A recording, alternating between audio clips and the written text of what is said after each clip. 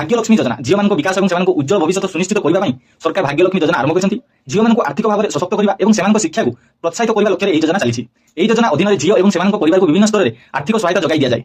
भाग्यलक्ष्मी योजनार मुख्य उद्देश्य होची झील मान स्वावलंबी करने और समाज में प्रति सकारात्मक चिंताधारा सृष्टि करने। झील जन्म हेले 5,100 आर्थिक सहायता दि जाए जहाँ परिवार को प्रारंभिक खर्च में आश्वस्ति दी थाए। यह व्यतीत झील नाम 50,000 एक बॉन्ड प्रदान कराए जहाँ 21 वर्ष पर मेच्योरिटी हो 2 लाख हुए। शिक्षार सहायता झील मान उज्जवल भविष्य ग्यारंटी यही योजना झील मान शिक्षा को प्राथमिक दि जाए। झील शिक्षार प्रत्येक गुरुत्वपूर्ण पर्यायर सरकार आर्थिक सहायता जगाई दिखती। षष्ठ श्रेणी प्रवेश 3,000, अष्टम श्रेणी 5,000, दशम श्रेणी 7,000 और द्वादश श्रेणी +2 8,000 सहायता राशि बैंक अकाउंट जमा कराए।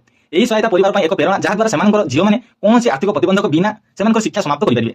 आवेदन आवश्यक डॉक्यूमेंट कौन रही भाग्यलक्ष्मी योजना लाभ पाइबा पितामाता को किसी गुरुत्वपूर्ण कागजपत्र दाखल करने पड़ो। एथि बापा माँ और झील आधार कार्ड, झील जन्म प्रमाणपत्र, बासस्थान प्रमाणपत्र, आय प्रमाणपत्र, बैंक अकाउंट पासबुक और पासपोर्ट आकार फोटो यही डॉक्यूमेंट गुड़िक सठिक भाव दाखल करने आवेदन प्रक्रिया को सरलीकृत कराए।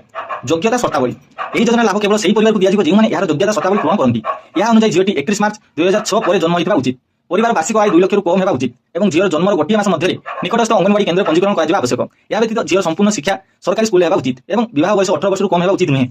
भाग्यलक्ष्मी योजना आवेदन प्रक्रिया भाग्यलक्ष्मी योजना आवेदन करने पितामाता निकटस्थ शिशु और महिला विकास कार्यालय को जावाक पड़ो। सेठार आवेदन फॉर्म पाइबा पर आवश्यक सूचना से पूर्ण करने पड़ो। यह सहित समस्त डॉक्यूमेंट सहित फॉर्म दाखल करने पड़ो। अधिक अधिक परिवार एथि उपकृत हो पारे बोली आवेदन प्रक्रिया व्यवहारकारी अनुकूल कराई। भाग्यलक्ष्मी योजना लाभ भाग्यलक्ष्मी योजना केवल झील और परिवार को आर्थिक सहायता प्रदान करे नहीं बरं से आत्मनिर्भरशील होगा प्रेरणा दिए। यही योजना झील निरंतर शिक्षा जारी रखा सक्षम करता है।